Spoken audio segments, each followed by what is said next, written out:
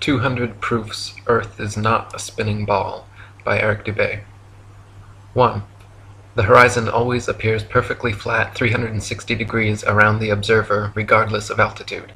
All amateur balloon, rocket, plane, and drone footage show a completely flat horizon over 20+ miles high.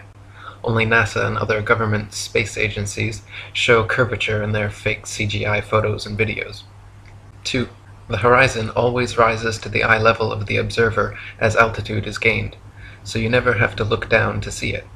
If Earth were in fact a globe, no matter how large, as you ascended, the horizon would stay fixed and the observer would have to tilt looking down further and further to see it.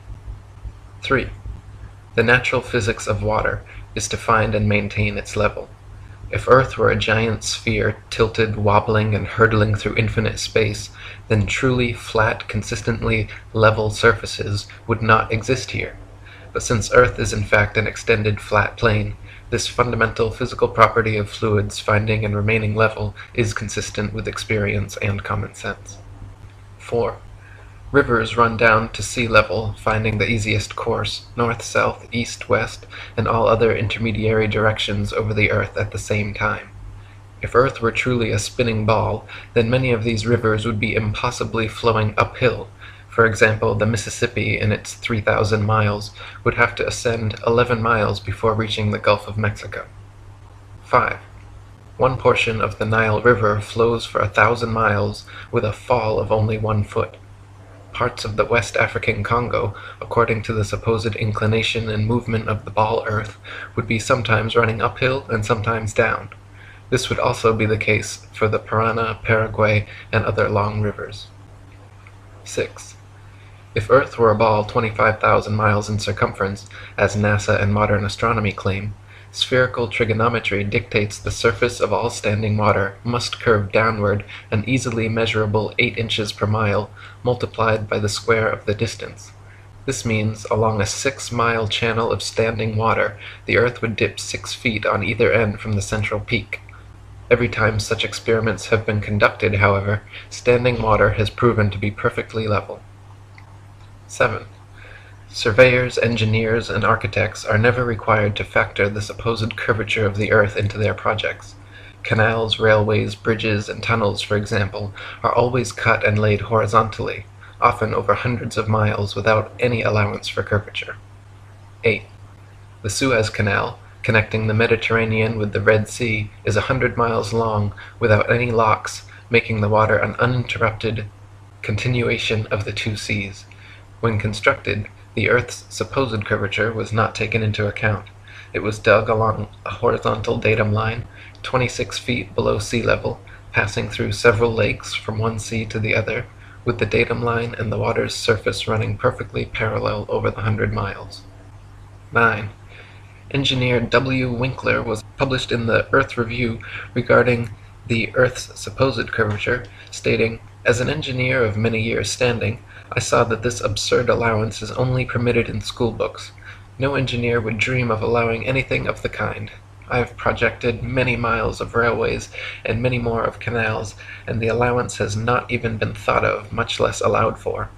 This allowance for curvature means this, that it is 8 inches for the first mile of a canal and increasing at the ratio by the square of the distance in miles.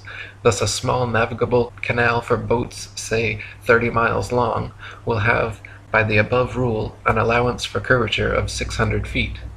Think of that, and then please credit engineers as not being quite such fools. Nothing of the sort is allowed. We no more think of allowing 600 feet for a line of 30 miles of railway or canal than of wasting our time trying to square the circle. 10. The London and Northwestern Railway forms a straight line 180 miles long between London and Liverpool. The railroad's highest point, midway at Birmingham Station, is only 240 feet above sea level. If the world were actually a globe, however, curving 8 inches per mile squared, the 180-mile stretch of rail would form an arc with the center point at Birmingham raised over a mile, a full 5,400 feet above London and Liverpool. 11. A surveyor and engineer of 30 years published in the Birmingham Weekly Mercury stated, "I am thoroughly acquainted with the theory and practice of civil engineering. However bigoted some of our professors may be in the theory of surveying according to the prescribed rules, yet it is well known amongst us that such theoretical measurements are incapable of any practical illustration. All our locomotives are designed to run on what may be regarded as true levels, or flats. There are, of course, partial inclines or gradients here and there, but they are always accurately defined and must be carefully traversed. But anything approaching to 8 inches in the mile, increasing as the square of the distance, could not be worked by any engine that was ever yet constructed. Taking one station with another, all over England and Scotland, it may be stated that all the platforms are on the same relative level. The distance between eastern and western coasts of England may be set down as 300 miles. If the prescribed curvature was indeed as represented, the central stations at Rugby or Warwick ought to be close upon 3 miles higher than a cord drawn from the two extremities. If such was the case, there is not a driver or stoker within the kingdom that would be found to take charge of the train. We can only laugh at those of your readers who seriously give us credit for such venturesome exploits as running trains round spherical curves. Horizontal curves on levels are dangerous enough. Vertical curves would be 1,000 times worse, and with our rolling stock constructed as at present, physically impossible. 12. The Manchester Ship Canal Company, published in the Earth Review, stated, "It is customary in railway and canal constructions for all levels to be referred to a datum which is nominally horizontal, and is so shown on all sections. It is not the practice in laying out public works to make allowances for the curvature of the earth." 13. In a 19th century French experiment by M.M. and Arago, a powerful lamp with good reflectors was placed on the summit of Desierto las Palmas in Spain, and able to be seen all the way from Capri on the island of Ibiza. Since the elevation of the 2 points were identical, and the distance between covered nearly 100 miles, if the earth were a ball 25,000 miles in circumference, the light should have been more than 6,600 feet, a mile and a quarter, below the line of sight. 14. The Lieutenant Colonel Portlock experiment used oxyhydrogen Drummond's lights and heliostats to reflect the sun's rays across stations set up across 108 miles of St. George's Channel. If the earth were actually a ball 25,000 miles in circumference, Portlock's light should have remained hidden under a mile and a half of curvature. 15. If the earth were truly a sphere 25,000 miles in circumference, airplane pilots would have to constantly correct their altitudes downwards so as to not fly straight off into outer space. A pilot wishing to simply maintain their altitude at a typical cruising speed of 500 miles per hour would have to constantly dip their nose downwards and descend 2,777 feet, over half a mile, every minute. Otherwise, without compensation, in 1 hour's time, the pilot would find themselves 31.5 miles higher than expected. 16. The experiment known as Airy's failure proved that stars move relative to a stationary Earth and not the other way around.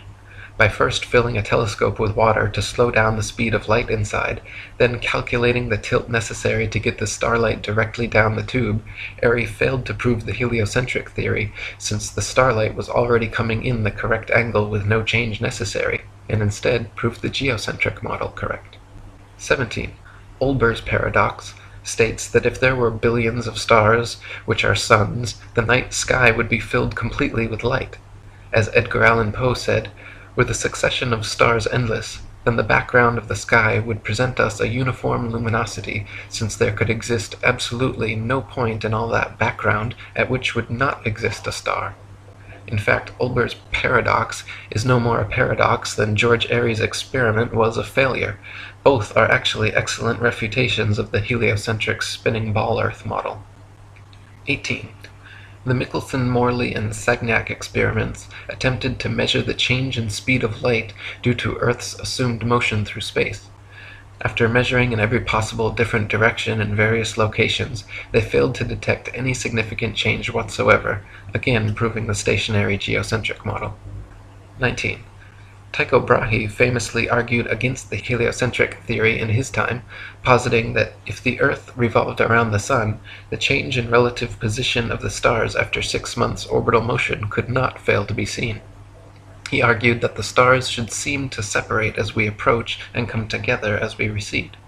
In actual fact, however, after 190 million miles of supposed orbit around the Sun, not a single inch of parallax can be detected in the stars, proving that we have not moved at all. 20. If Earth were truly constantly spinning eastwards at over 1,000 miles per hour, vertically fired cannonballs and other projectiles should fall significantly due west.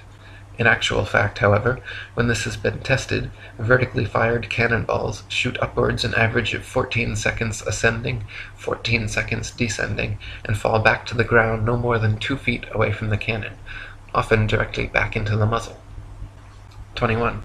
If the Earth were truly constantly spinning eastward at over 1,000 miles per hour, helicopters and hot air balloons should be able to simply hover over the surface of the Earth and wait for their destinations to come to them. 22. If Earth were truly constantly spinning eastward at over 1,000 miles per hour, during the Red Bull stratosphere dive, Felix Baumgartner, spending 3 hours ascending over New Mexico, should have landed 2,500 miles west into the Pacific Ocean, but instead landed a few dozen miles east of the takeoff point. 23. Ball believers often claim gravity magically and inexplicably drags the entire lower atmosphere of the Earth in perfect synchronization up to some undetermined height, where this progressively faster spinning atmosphere gives way to the non-spinning, non-gravitized, non-atmosphere of infinite vacuum space. Such nonsensical theories are debunked, however, by rain, fireworks, birds, bugs, clouds, smoke, planes, and projectiles, all of which would behave very differently if both the ball Earth and its atmosphere were constantly spinning eastward at 1,000 miles per hour. 24. If Earth and its atmosphere were constantly spinning eastward over 1,000 miles per hour, then north-south facing cannons should establish a control, while east-firing cannonballs should fall significantly farther than all others, while west-firing cannonballs should fall significantly closer. In actual fact, however, regardless of which direction cannons are fired, the distance covered is always the same. 25. If Earth and its atmosphere were constantly spinning eastwards over 1,000 miles per hour, then the average commercial airliner, traveling 500 miles per hour, should never be able to reach its eastward destinations before they come speeding up from behind. Likewise, westward destinations should be arrived at thrice the speed, but this is not the case. 26. Quoting Heaven and Earth by Gabrielle Henriette, if flying had been invented at the time of Copernicus, there is no doubt that he would have soon realized that his contention regarding the rotation of the Earth was wrong, on account of the relation existing between the speed of an aircraft and that of the Earth's rotation. If the Earth rotates, as it is said, at 1,000 miles an hour, and a plane flies in the same direction at only 500 miles, it is obvious that its place of destination will be farther removed every minute. On the other hand, if flying took place in the opposite direction to that of the rotation, a distance of 1,500 miles would be covered in 1 hour instead of 500, since the speed of the rotation is to be added to that of the plane. It could also be pointed out that such a flying speed of 1,000 miles an hour, which is supposed to be that of the Earth's rotation, has recently been achieved, so that an aircraft flying at this rate in the same direction as that of the rotation could not cover any ground at all. It would remain suspended in mid-air over the spot from which it took off, since both speeds are equal.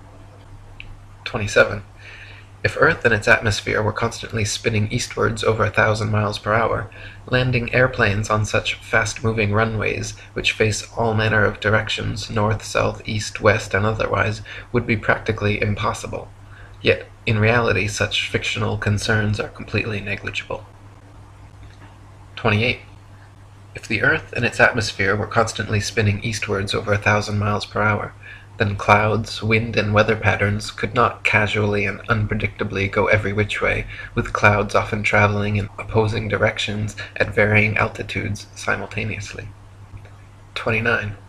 If the Earth and its atmosphere were constantly spinning eastwards over 1,000 miles per hour, this should somewhere, somehow be seen, heard, felt, or measured by someone, yet no one in history has ever experienced this alleged eastward motion.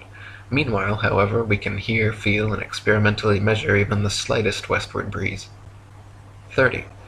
In his book South Sea Voyages, Arctic and Antarctic explorer Sir James Clark Ross described his experience on the night of November 27, 1839, and his conclusion that the Earth must be motionless.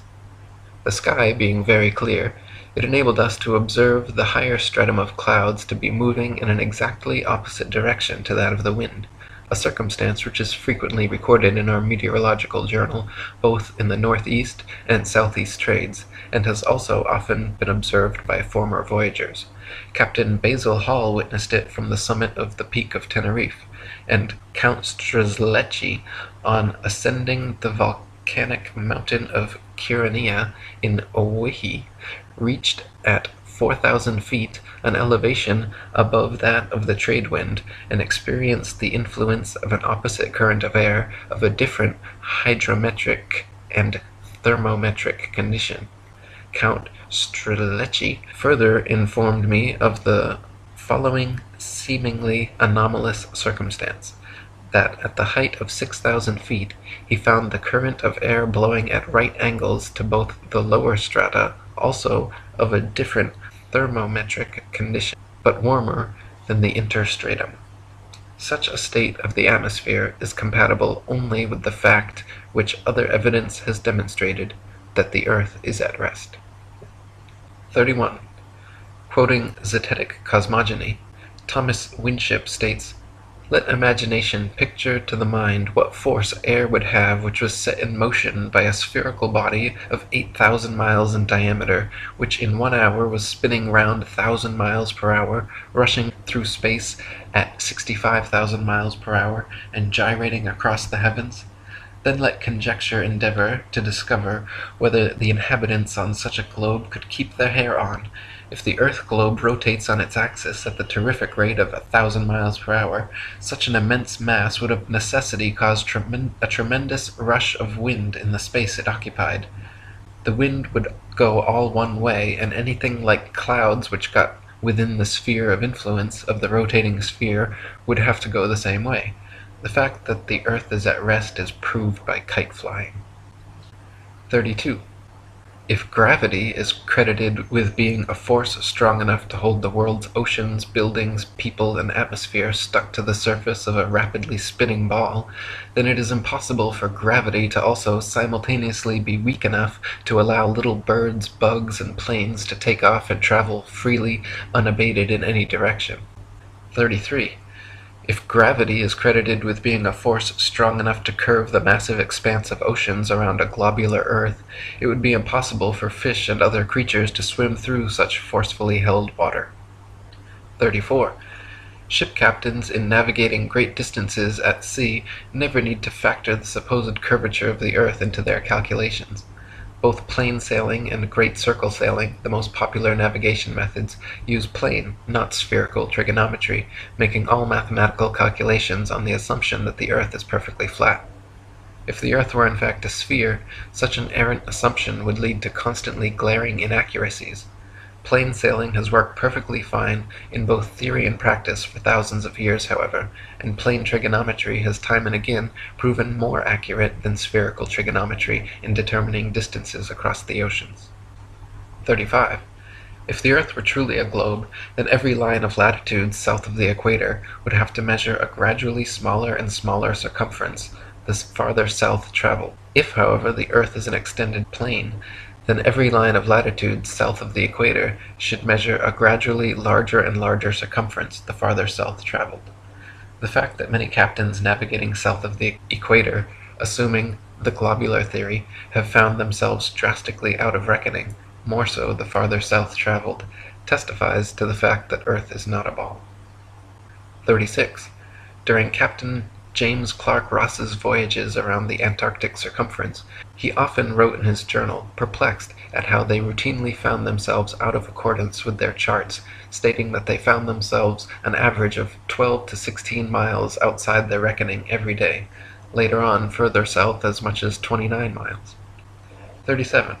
Lieutenant Charles Wilkes commanded a United States Navy exploration expedition to the Antarctic from 1838 to 1842, and in his journals also mentioned being consistently east of his reckoning, sometimes over 20 miles in less than 18 hours.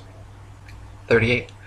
To quote Reverend Thomas Milner, "In the southern hemisphere, navigators to India have often fancied themselves east of the Cape when still west, and have been driven ashore on the African coast, which, according to their reckoning, lay behind them.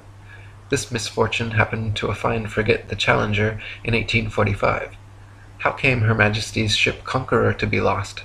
How have so many other noble vessels, perfectly sound, perfectly manned, perfectly navigated, been wrecked in calm weather, not only in dark night or in a fog, but in broad daylight and sunshine? In the former case, upon the coasts, in the latter upon sunken rocks, from being out of reckoning? The simple answer is that Earth is not a ball." 39.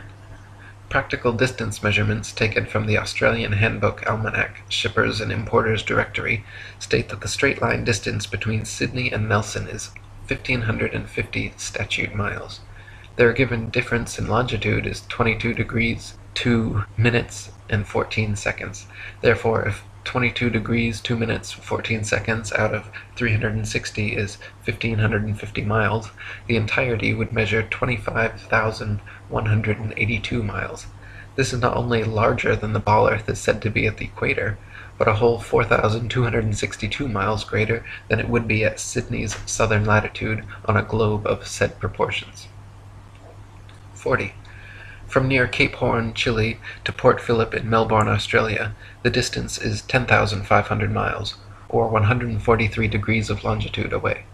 Factoring in the remaining degrees to 360 makes for a total distance of 26,430 miles around this particular latitude, which is over 1,500 miles wider than the Earth is supposed to be at the equator, and many more thousands of miles wider than it is supposed to be at such southern latitudes.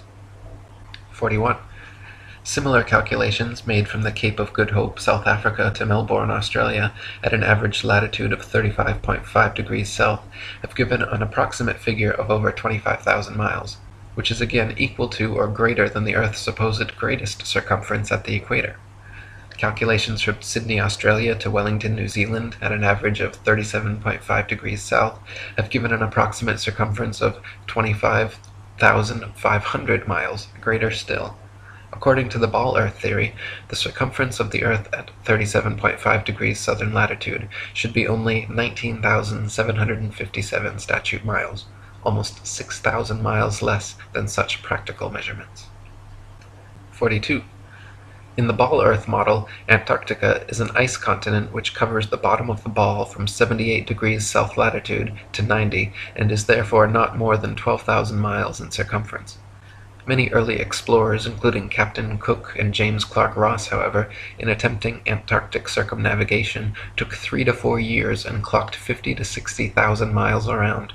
The British ship Challenger also made an indirect but complete circumnavigation of Antarctica, traversing 69,000 miles. This is entirely inconsistent with the ball model. 43. If Earth was a ball, there are several flights in the southern hemisphere which would have their quickest, straightest path over the Antarctic continent, such as Santiago, Chile, to Sydney, Australia. Instead of taking the shortest, quickest route in a straight line over Antarctica, all such flights detour all manner of directions away from Antarctica, instead claiming the temperatures too cold for airplane travel. Considering the fact that there are plenty of flights to, from, and over Antarctica, and NASA claims to have technology keeping them in conditions both far colder and far hotter than any experienced on Earth, such an excuse is clearly just an excuse, and these flights aren't made because they are impossible. 44. If Earth was a ball, and Antarctica was too cold to fly over, the only logical way to fly from Sydney to Santiago would be a straight shot over the Pacific, staying in the southern hemisphere the entire way. Refueling could be done in New Zealand or other southern hemisphere destinations along the way, if absolutely necessary. In actual fact, however, Santiago to Sydney flights go into the northern hemisphere, making stopovers at LAX and other North American airports before continuing back down to the southern hemisphere. Such ridiculously wayward detours make no sense on the globe, but make perfect sense and form nearly straight lines when shown on a flat Earth map. 45. On a ball Earth, Johannesburg, South Africa to Perth, Australia should be a straight shot over the Indian Ocean, with convenient refueling possibilities on Mauritius or Madagascar. In actual practice, however, most Johannesburg to Perth flights curiously stop over either in Dubai, Hong Kong, or Malaysia, all of which make no sense on the ball, but are completely understandable when mapped on a flat Earth. 46. On a ball Earth, Cape Town, South Africa to Buenos Aires, Argentina should be a straight shot over the Atlantic following the same line of latitude across. But instead, every flight goes to connecting locations in the northern hemisphere first, stopping over anywhere from London to Turkey to Dubai. Once again, these make absolutely no sense on the globe, but are completely understandable options when mapped on a flat Earth. 47. On a ball Earth, Johannesburg, South Africa to Sao Paulo, Brazil should be a quick straight shot along the 25th southern latitude, but instead, nearly every flight makes a refueling stop at the 50th degree north latitude in London first. The only reason such a ridiculous stopover works in reality is because the Earth is flat. 48. On a ball Earth, Santiago, Chile to Johannesburg, South Africa should be an easy flight, all taking place below the Tropic of Capricorn in the southern hemisphere. Yet every listed flight makes a curious refueling stop in Senegal near the Tropic of Cancer in the north hemisphere first. When mapped on a flat Earth, the reason why is clear to see, however. Senegal is actually directly in a straight line path halfway between the two. 49. If Earth were a spinning ball heated by a sun 93 million miles away, it would be impossible to have simultaneously sweltering summers in Africa, while just a few thousand miles away, bone-chilling, frozen Arctic and Antarctic winters experiencing little to no heat from the sun whatsoever. If the heat from the sun traveled 93 million miles to the Sahara Desert, it is absurd to assert that another 4,000 miles, 0.00004%, further to Antarctica would completely negate such sweltering heat, resulting in such drastic differences. 50. If the Earth were truly a globe, the Arctic and Antarctic polar regions and areas of comparable latitude north and south of the equator should share similar conditions and characteristics, such as comparable temperatures, seasonal changes, length of daylight, plant and animal life. In reality, however, the Arctic and Antarctic regions and areas of comparable latitude north and south of the equator differ greatly in many ways, entirely inconsistent with the ball model and entirely consistent with the flat model. 51. Antarctica is by far the coldest place on Earth, with an average annual temperature of approximately minus 57 degrees Fahrenheit and a record low of minus 135.8. The average annual temperature at the North Pole, however, is a comparatively warm 4 degrees.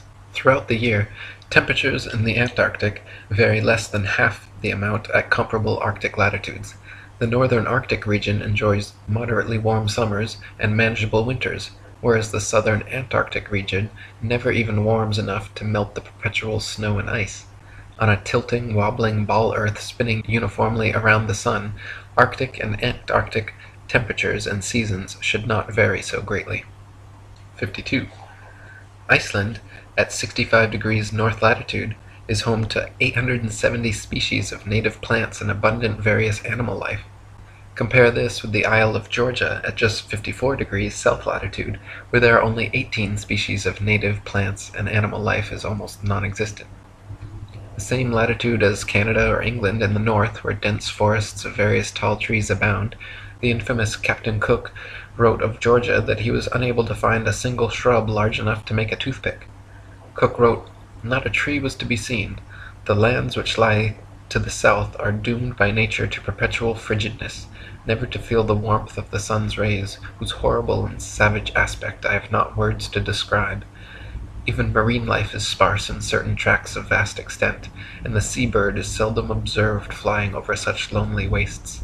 The contrasts between the limits of organic life in the Arctic and Antarctic zones is very remarkable and significant." 53. At places of comparable latitude north and south, the sun behaves very differently than it would on a spinning ball Earth, but precisely how it should on a flat Earth. For example, the longest summer days north of the equator are much longer than those south of the equator, and the shortest winter days north of the equator are much shorter than the shortest south of the equator. This is inexplicable on a uniformly spinning, wobbling ball Earth, but fits exactly on a flat model with the sun traveling circles over and around the Earth from tropic to tropic. 54.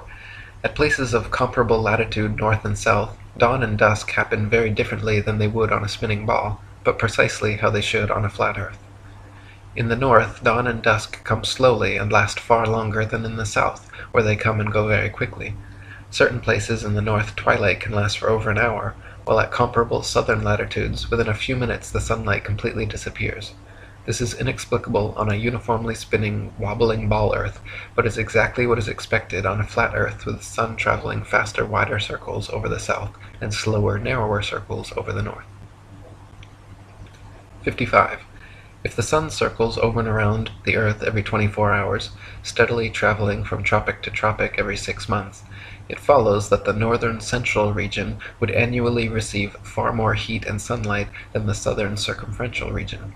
Since the sun must sweep over the larger southern region in the same 24 hours it has to pass over the smaller northern region, its passage must necessarily be proportionally faster as well. This perfectly explains the differences in Arctic and Antarctic temperatures, seasons, length of daylight, plant and animal life. This is why the Antarctic morning dawn and evening twilight are very abrupt compared to the north, and this explains why many midsummer Arctic nights the sun does not set at all. 56.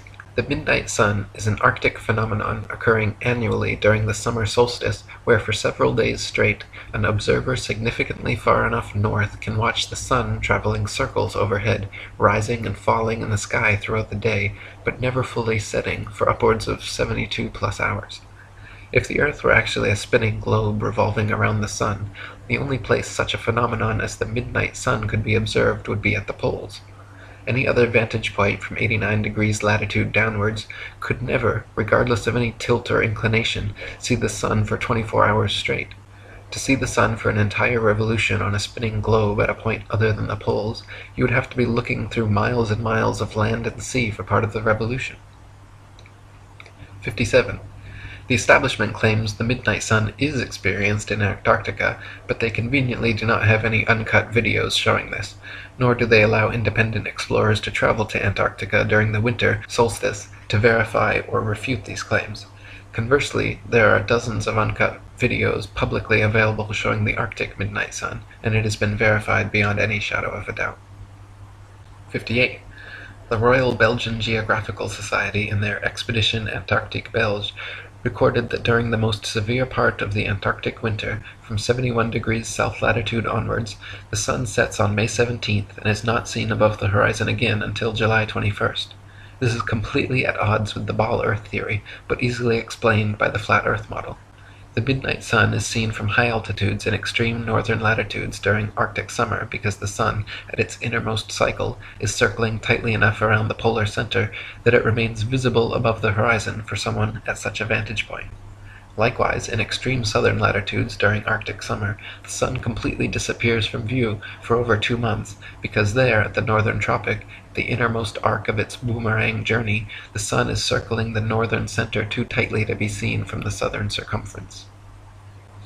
59.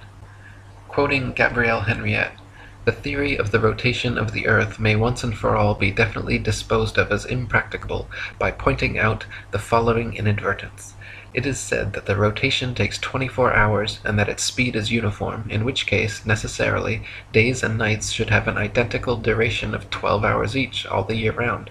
The sun should invariably rise in the morning and set in the evening at the same hours, with the result that it would be the equinox every day from the 1st of January to the 31st of December. One should stop and reflect on this before saying that the Earth has a movement of rotation. How does the system of gravitation account for the seasonal variations in the length of days and nights if the Earth rotates at a uniform speed in 24 hours? 60. Anyone can prove the sea horizon perfectly straight and the Earth perfectly flat using nothing more than a level, tripods, and a wooden plank. At any altitude above sea level, simply fix a 6 to 12 foot long smooth leveled board edgewise upon tripods and observe the skyline from eye level behind it. The distant horizon will always appear perfectly level with the upper edge of the board. Furthermore, if you move in a half circle from one end of the board to the other, whilst observing the skyline over the upper edge, you will be able to trace a clear, flat 10 to 20 miles depending on your altitude. This would be impossible if the Earth were a globe 25,000 miles in circumference. The horizon would align over the center of the board, but then gradually, noticeably decline towards the extremities. Just 10 miles on each side would necessitate an easily visible curvature of 66.6 feet from each end to the center. 61. If the Earth were actually a big ball 25,000 miles in circumference, the horizon would be noticeably curved even at sea level, and everything on or approaching the horizon would appear to tilt backwards slightly from your perspective. Distant buildings along the horizon would all look like leaning towers of Pisa falling away from the observer. A hot air balloon taking off, then drifting steadily away from you on a ball Earth would slowly and constantly appear to lean back more and more the farther away it flew, the bottom of the basket coming gradually into view as the top of the balloon disappears from sight. In reality, however, buildings, balloons, trees, people, anything and everything at right angles to the ground and horizon remain so, regardless the distance or height of the observer. 62. Samuel Rowbotham's experiments at the Old Bedford level proved conclusively the canal's water to be completely flat over a 6-mile stretch. First, he stood in the canal with his telescope held 8 inches above the surface of the water. Then his friend in a boat with a 5-foot-tall flag sailed the 6 miles away. If Earth were a ball 25,000 miles in circumference, the 6-mile stretch of water should have comprised an arc exactly 6 feet high in the middle, so the entire boat and flag should have ultimately disappeared, when in fact the entire boat and flag remained visible at the same height for the entire journey. 63. In a second experiment, Dr. Rowbotham affixed flags 5 feet high along the shoreline, one at every mile marker, then using his telescope mounted at 5 feet just behind the first flag, looked over the tops of all 6 flags, which lined up in a perfectly straight line. If the Earth were a ball 25,000 miles in circumference, the flags should have progressively dipped down after the first establishing line of sight. The second would have descended 8 inches, 32 inches for the third, 6 feet for the fourth, 10 feet 8 inches for the fifth, and 16 feet 8 inches for the sixth.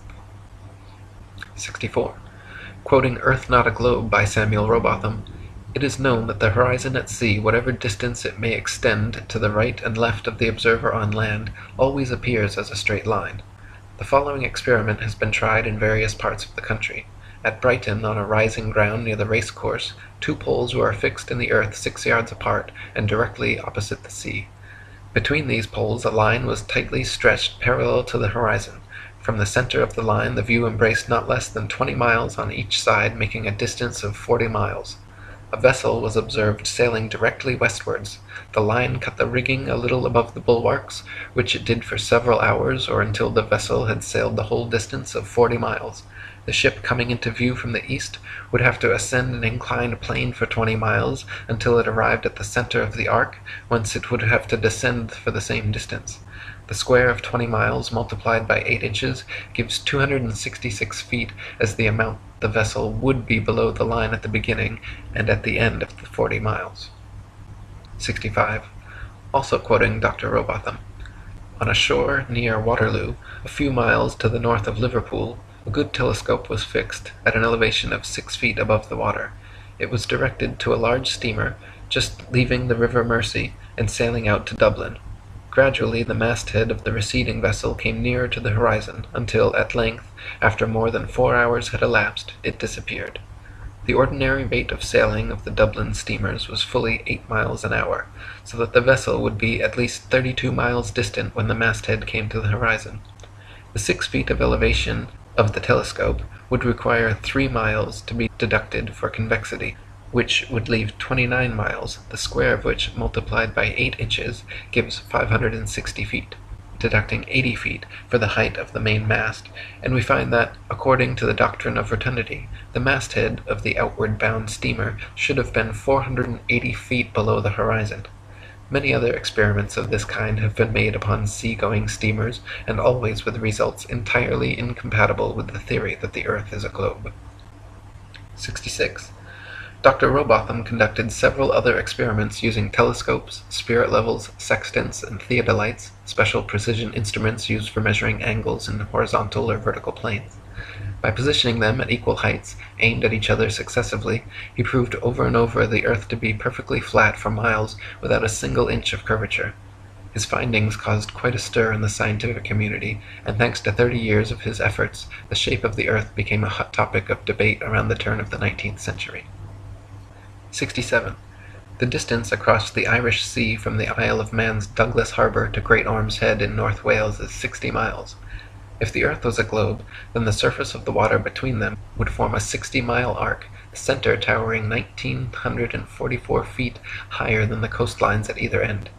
It is well known and easily verifiable, however, that on a clear day from a modest altitude of 100 feet, the Great Orme's Head is visible from Douglas Harbour. This would be completely impossible on a globe of 25,000 miles. Assuming the 100-foot altitude causes the horizon to appear approximately 13 miles off, the 47 miles remaining means the Welsh coastline should still fall an impossible 1,472 feet below the line of sight. 68. The Philadelphia skyline is clearly visible from Apple Pie Hill in the New Jersey Pine Barrens 40 miles away. If Earth were a ball 25,000 miles in circumference, factoring in the 205-foot elevation of Apple Pie Hill, the Philly skyline should remain well hidden beyond 335 feet of curvature. 69. The New York City skyline is clearly visible from Harriman State Park's Bear Mountain 60 miles away. If Earth were a ball 25,000 miles in circumference, viewing from Bear Mountain's 1,283-foot summit, the Pythagorean theorem determining distance to the horizon being 1.23 times the square root of the height in feet, the New York City skyline should be invisible behind 170 feet of curved Earth. 70. From Washington's Rock in New Jersey, at just a 400-foot elevation, it is possible on a clear day to see the skylines of both New York and Philadelphia in opposite directions at the same time, covering a total distance of 120 miles. If Earth were a ball 25,000 miles in circumference, both of these skylines should be hidden behind over 800 feet of Earth's curvature.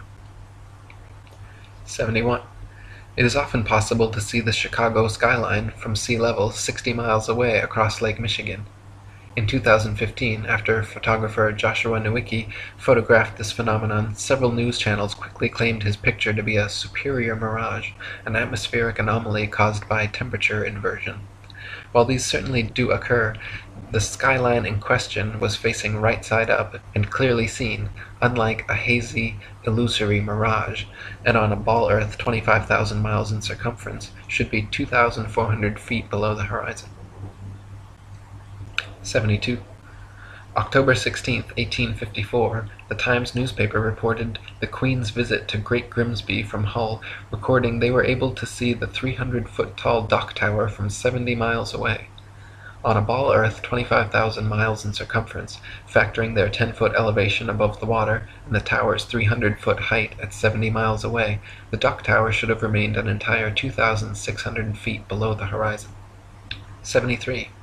In 1872, Captain Gibson and crewmates, sailing the ship Thomas Wood from China to London, reported seeing the entirety of St. Helena Island on a clear day from 75 miles away. Factoring in their height during measurement on a ball Earth 25,000 miles in circumference, it was found the island should have been 3,650 feet below their line of sight. 74. From Genoa, Italy, at a height of just 70 feet above sea level, the island of Gorgona can often be seen 81 miles away. If Earth were a ball 25,000 miles in circumference, Gorgona should be hidden beyond 3,332 feet of curvature. 75. From Genoa, Italy, at a height of just 70 feet above sea level, the island of Corsica can often be seen 99 miles away. If Earth were a ball 25,000 miles in circumference, Corsica should fall 5,245 feet, almost an entire mile below the horizon. 76. From Genoa, Italy, 70 feet above sea level, the island of Caprea, 102 miles away, can often be seen as well. If Earth were a ball 25,000 miles in circumference, Caprea should always remain hidden behind 5,605 feet, over a mile of supposed curvature. 77. Also from Genoa, on bright clear days, the island of Elba can be seen an incredible 125 miles away. If Earth were a ball 25,000 miles in circumference, Elba should be forever invisible behind 8,770 feet of curvature. 78. From Anchorage, Alaska, at an elevation of 102 feet, on clear days, Mount Foraker can be seen with the naked eye 120 miles away. If Earth were a ball 25,000 miles in circumference, Mount Foraker's 17,400-foot summit should be leaning back away from the observer, covered by 7,719 feet of curved earth. In reality, however, the entire mountain can be quite easily seen standing straight from base to summit. 79. From Anchorage, Alaska, at an elevation of 102 feet, on clear days Mount McKinley can be seen with the naked eye from 130 miles away. If Earth were a ball 25,000 miles in circumference, Mount McKinley's 20,320-foot summit should be leaning back away from the observer and almost half covered by 9,220 feet of curved earth. In reality, however, the entire mountain can be quite easily seen standing straight from base to summit. 80. In Chambers' Journal, February 1895, a sailor near Mauritius in the Indian Ocean reported having seen a vessel which turned out to be an incredible 200 miles away. The incident caused much heated debate in nautical circles at the time, gaining further confirmation in Aden, Yemen, where another witness reported seeing a missing Bombay steamer from 200 miles away. He correctly stated the precise appearance, location, and direction of the steamer, all later corroborated and confirmed correct by those on board. Such sightings are absolutely inexplicable if the Earth were actually a ball 25,000 miles around, as ships 200 miles distant would have to fall approximately 5 miles below line of sight. 81. The distance from which various lighthouse lights around the world are visible at sea far exceeds what could be found on a ball Earth 25,000 miles in circumference. For example, the Dunkirk light in southern France, at an altitude of 194 feet, is visible from a boat 10 feet above sea level, 28 miles away. Spherical trigonometry dictates that if the Earth was a globe with the given curvature of 8 inches per mile squared, this light should be hidden 190 feet below the horizon. 82. The Port Nicholson light in New Zealand is 420 feet above sea level and visible from 35 miles away, where it should be 220 feet below the horizon. 83.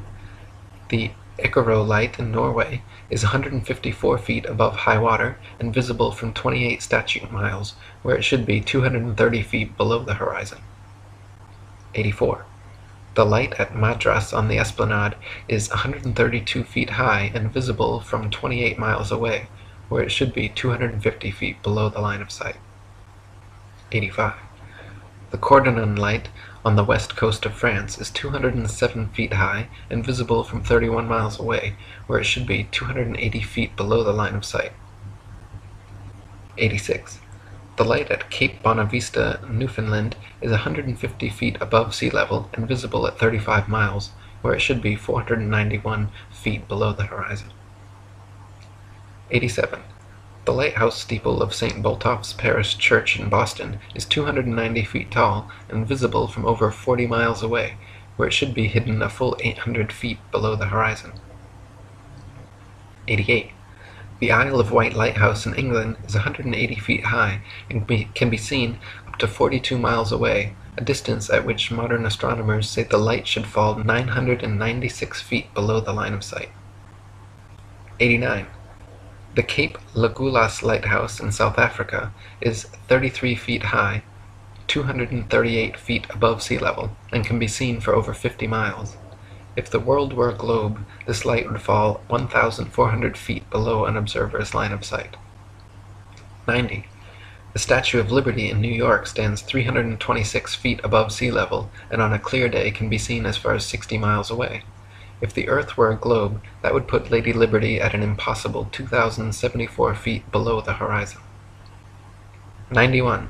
The lighthouse at Port Said, Egypt, at an elevation of only 60 feet, has been seen an astonishing 58 miles away, where, according to modern astronomy, it should be 2,182 feet below the line of sight. 92. The Notre Dame Antwerp spire stands 403 feet high from the foot of the tower, with Strasbourg measuring 468 feet above sea level. With the aid of a telescope, ships can be distinguished on the horizon, and captains declare they can see the cathedral spire from an amazing 150 miles away. If the Earth were a globe, however, at that distance the spire should be an entire mile, 5,280 feet below the horizon. 93. The St. George's Channel between Holyhead and Kingstown Harbour near Dublin is 60 miles across. When halfway across, a ferry passenger will notice behind them the light on Holyhead Pier as well as in front of them the Poolbeg light in Dublin Bay. The Holyhead Pier light is 44 feet high, while the Poolbeg lighthouse 68 feet. Therefore, a vessel in the middle of the channel, 30 miles from either side, standing on a deck 24 feet above the water, can clearly see both lights. On a ball Earth 25,000 miles in circumference, however, both lights should be hidden well below both horizons by over 300 feet. 94. From the highland near Portsmouth Harbour in Hampshire, England, looking across Spithead to the Isle of Wight, the entire base of the island, where water and land come together, composes a perfectly straight line 22 statute miles long. According to the ball Earth theory, the Isle of Wight should decline 80 feet from the center on each side to account for the necessary curvature. The crosshairs of a good theodolite directed there, however, have repeatedly shown the land and water line to be perfectly level. 95. On a clear day from the High Head near Douglas Harbour on the Isle of Man, the whole length of the coast of North Wales is often plainly visible to the naked eye. From the Point of Ayr at the mouth of the River Dee to Holyhead comprises a 50-mile stretch which has also been repeatedly found to be perfectly horizontal. If the Earth actually had curvature of 8 inches per mile squared, as NASA and modern astronomy claim, the 50-mile length of Welsh coast seen along the horizon in Liverpool Bay would have to decline from the center point an easily detectable 416 feet on each side. 96. From 100 Proofs the Earth is Not a Globe by William Carpenter. If we take a journey down Chesapeake Bay by night, we shall see the light exhibited at Sharp's Island for an hour before the steamer gets to it. We may take up a position on deck so that the rail of the vessel's side will be in a line with the light and in the line of sight, and we shall find that in the whole journey the light won't vary in the slightest degree in its apparent elevation. But say that a distance of 13 miles has been traversed, the astronomer's theory of curvature demands a difference, one way or the other, in the apparent elevation of the light of 112 feet 8 inches. Since, however, there is not a difference of 100 hair's breadths, we have a plain proof that the water of the Chesapeake Bay is not curved, which is a proof that the Earth is not a globe. 97.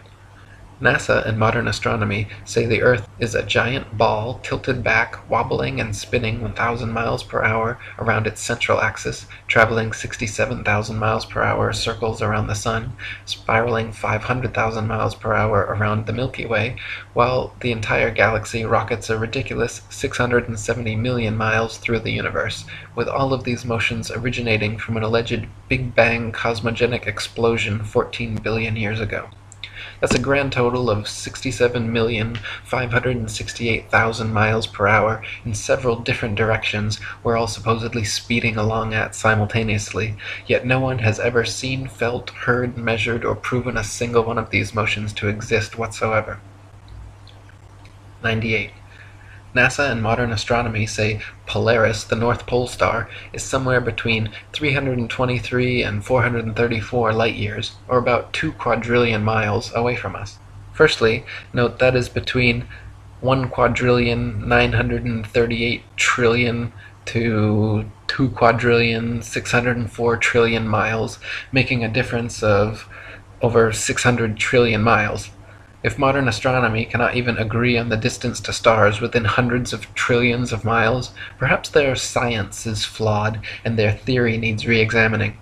However, even granting them their obscurely distant stars, it is impossible for heliocentrists to explain how Polaris manages to always remain perfectly aligned straight above the North Pole throughout Earth's various alleged tilting, wobbling, rotating, and revolving motions. 99. Viewed from a ball Earth, Polaris, situated directly over the North Pole, should not be visible anywhere in the southern hemisphere. For Polaris to be seen from the southern hemisphere of a globular Earth, the observer would have to be somehow looking through the globe, and miles of land and sea would have to be transparent. Polaris can be seen, however, up to over 20 degrees south latitude. 100. If Earth were a ball, the Southern Cross and other southern constellations would all be visible at the same time from every longitude on the same latitude, as is the case in the north with Polaris and its surrounding constellations. Ursa Major and Minor and many others can be seen from every northern meridian simultaneously, whereas in the south, constellations like the Southern Cross cannot. This proves that the southern hemisphere is not turned under as in the ball model, but simply stretching further outwards away from the northern center point as in the flat Earth model. 101. Sigma Octantis is claimed to be a southern central pole star similar to Polaris, around which the southern hemisphere stars all rotate around the opposite direction. Unlike Polaris, however, Sigma Octantis cannot be seen simultaneously from every point along the same latitude. It is not central, but allegedly 1 degree off-center. It is not motionless, and in fact cannot be seen at all using publicly available telescopes. There is legitimate speculation regarding whether Sigma Octantis even exists. Either way, the direction in which stars move overhead is based on perspective and the exact direction you're facing, not which hemisphere you're in. 102. Some heliocentrists have tried to suggest that the pole star's gradual declination overhead as an observer travels southward is proof of a globular Earth. Far from it, the declination of the pole star or any other object is simply a result of the law of perspective on plane, flat surfaces. The law of perspective dictates that the angle and height at which an object is seen diminishes the farther one recedes from the object, until at a certain point the line of sight and the seemingly uprising surface of the Earth converges to a vanishing point, i.e. the horizon line, beyond which the object is invisible. In the ball Earth model, the horizon is claimed to be the curvature of the Earth, whereas in reality, the horizon is known to simply be the vanishing line of perspective based on the strength of your eye's instruments, weather, and altitude. 103. There are several constellations which can be seen from far greater distances over the face of the Earth than should be possible if the world were a rotating, revolving, wobbling ball. For instance, Ursa Major, very close to Polaris, can be seen from 90 degrees north latitude, the North Pole, all the way down to 30 degrees south latitude. For this to be possible on a ball Earth, the southern observers would have to be seeing through hundreds or thousands of miles of bulging Earth to the northern sky. 104. The constellation Vulpecula can be seen from 90 degrees north latitude all the way to 55 degrees south latitude. Taurus, Pisces, and Leo can be seen from 90 degrees north all the way to 65 degrees south. An observer on a ball Earth, regardless of any tilt or inclination, should not logically be able to see this far. 105. Aquarius and Libra can be seen from 65 degrees north to 90 degrees south. The constellation Virgo is visible from 80 degrees north down to 80 degrees south, and Orion can be seen from 85 degrees north all the way to 75 degrees south latitude. These are all only possible because the hemispheres are not spheres at all, but concentric circles of latitude extending outwards from the central North Pole, with the stars rotating over and around. 106. The so-called South Pole is simply an arbitrary point along the Antarctic ice marked with a red and white barbershop pole topped with a metal ball Earth. The ceremonial South Pole is admittedly and provably not the actual South Pole, however, because the actual South Pole could be demonstrably confirmed with the aid of a compass showing north to be 360 degrees around the observer. Since this feat has never been achieved, the model remains pure theory, along with the establishment's excuse that the geomagnetic poles supposedly constantly move around, making verifications of their claims impossible. 107. Ring magnets, of the kind found in loudspeakers, have a central North Pole with the opposite South Pole actually being all points along the outer circumference. This perfectly demonstrates the magnetism of our flat Earth, whereas the alleged source of magnetism in the ball Earth model is emitted from a hypothetical molten magnetic core in the center of the ball, which they claim conveniently causes both poles to constantly move, thus evading independent verification at their two ceremonial poles. In reality, the deepest drilling operation in history, the Russian Kola Ultradeep, managed to get only 8 miles down, so the entire ball Earth model taught in schools showing a crust, outer mantle, outer core, and inner core layers are all purely speculation, as we have never penetrated through beyond the crust. 108. The mariner's compass is an impossible and nonsensical instrument for use on a ball Earth. It simultaneously points north and south over a flat surface, yet claims to be pinpointing two constantly moving geomagnetic poles at opposite ends of a spinning sphere originating from a hypothetical molten metal core. If compass needles were actually drawn to the north pole of a globe, the opposing south needle would actually be pointing up and off into outer space. 109. There are no fixed east or west points, just as there is no fixed south. The north central pole is the only proven fixed point on our flat Earth, with south being all straight lines outwards from the pole, east and west being concentric circles at constant right angles 90 degrees from the pole. A westerly circumnavigation of Earth is thus going around with Polaris continually on your right, while an easterly circumnavigation is going around with Polaris always at your left. 110. Magellan and others' east-west circumnavigations of Earth are often quoted as proof of the ball model. In actual fact, however, sailing or flying at right angles to the North Pole and eventually returning to one's original location is no more difficult or mysterious than doing so on a globe. Just as an architect's compass can place its center point on a flat piece of paper and trace a circle either way around the pole, so can a ship or plane circumnavigate a flat Earth. 111. Since the North Pole and Antarctica are covered in ice and guarded no-fly zones, no ships or planes have ever been known to circumnavigate the Earth in north-south directions. The only kind of circumnavigation which could not happen on a flat Earth is north and southbound, which is likely the very reason for the heavily enforced flight restrictions. The fact that there is yet to be a single verified north-to-south circumnavigation of Earth serves as standing proof the world is not a ball. 112. The sun brings noon to every time zone as it passes directly overhead every 15-degree demarcation point, 24 times per day, in its circular path over and around the Earth. If time zones were instead caused by the uniform spinning of the ball Earth around the sun, every 6 months, as Earth found itself on the opposite side of the sun, clocks all over Earth would have to flip 12 hours. Day would be night, and night would be day. 113.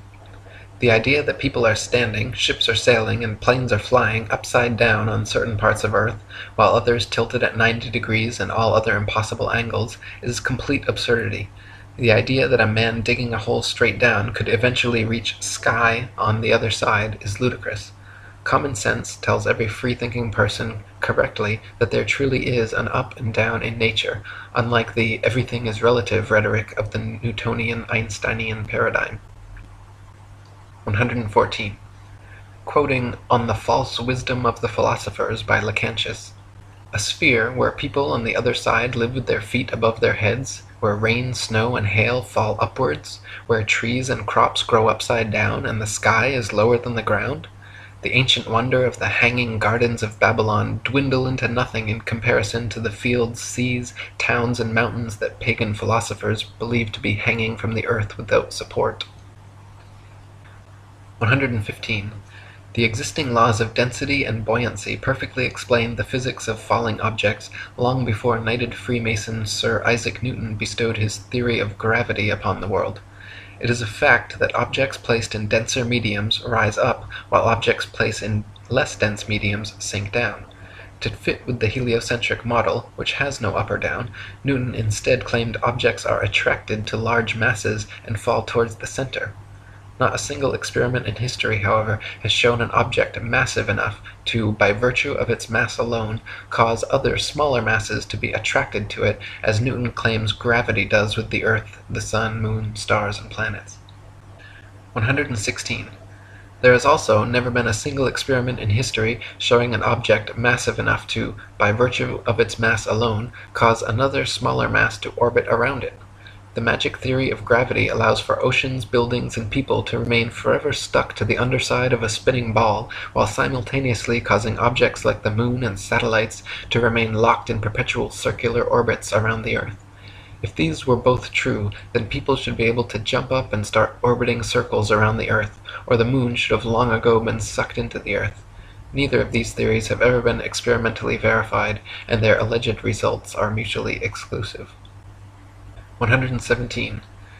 Newton also theorized, and it is now commonly taught, that the Earth's ocean tides are caused by gravitational lunar attraction. If the moon is only 2,160 miles in diameter, and the Earth 8,000 miles, However, using their own math and law, it follows that the Earth is 87 times more massive, and therefore the larger object should attract the smaller to it, and not the other way around. If the Earth's greater gravity is what keeps the Moon in orbit, it is impossible for the Moon's lesser gravity to supersede the Earth's gravity, especially at Earth's sea level, where its gravitational attraction would even further out-trump the Moon's. And if the Moon's gravity truly did supersede the Earth's, causing the tides to be drawn towards it, there should be nothing to stop them from continuing onwards and upwards towards their great attractor. 118. Furthermore, the velocity and path of the Moon are uniform, and should therefore exist a uniform influence on the Earth's tide, when in actuality Earth's tides vary greatly and do not follow the Moon. Earth's lakes, ponds, marshes, and other inland bodies of water also inexplicably remain forever outside the Moon's gravitational grasp. If gravity was truly drawing Earth's oceans up to it, all lakes, ponds, and other bodies of standing water should certainly have tides as well. 119. It is claimed that the other planets are spheres, and so therefore Earth must also be a sphere. Firstly, Earth is a plane, not a planet, so the shape of these planets in the sky have no bearing on the shape of the Earth beneath our feet. Secondly, these planets have been known for thousands of years around the world as wandering stars, since they differ from the other fixed stars in their relative motions only. When looked at with an unprejudiced naked eye or through a telescope, the fixed and wandering stars appear as luminous disks of light, not spherical terra firma. The pictures and videos shown by NASA of spherical terra firma planets are all clearly fake computer-generated images and not photographs. 120. The etymology of the word planet actually comes from the late Old English planet, or from Old French planet, from Latin planeta, from Greek planetes, planetae, wandering stars, or to wander of unknown origin, to spread, or notion of spread out, from Latin planum, flat surface, plane, level, plane. They just added a T to our Earth plane, and everyone bought it. 121.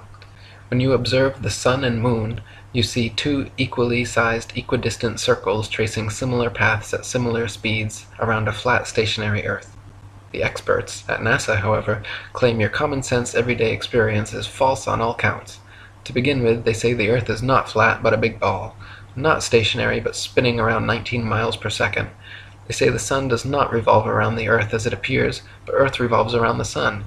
The Moon, on the other hand, does revolve around the Earth, though not east to west as it appears, rather west to east, and the Sun is actually 400 times larger than the Moon and 400 times farther away. You can clearly see they are the same size and distance. You can see the Earth is flat, you can feel the Earth is stationary, but according to the gospel of modern astronomy, you are wrong and a simpleton worthy of endless ridicule if you dare to trust your own eyes and experience. 122. Quoting Alan Daves, "If the government or NASA had said to you that the Earth is stationary, imagine that. And then imagine we are trying to convince people that no, it's not stationary, it's moving forward at 32 times rifle bullet speed and spinning at 1,000 miles per hour. We would be laughed at. We would have so many people telling us, you're crazy, the Earth's not moving. We would be ridiculed for having no scientific backing for this convoluted moving Earth theory. And not only that, but then people would say, oh, then how do you explain a fixed calm atmosphere and the sun's observable movement? How do you explain that? Imagine saying to people, no, the atmosphere is moving also, but is somehow magically velcroed to the moving Earth. The reason is not simply because the Earth is stationary. So what we are actually doing is what makes sense. We are saying that the moving Earth theory is nonsense.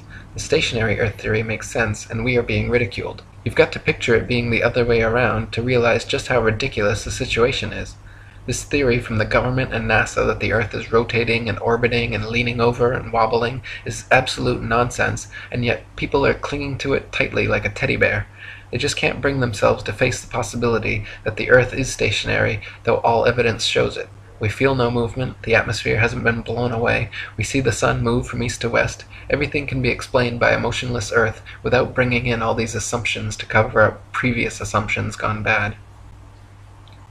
123.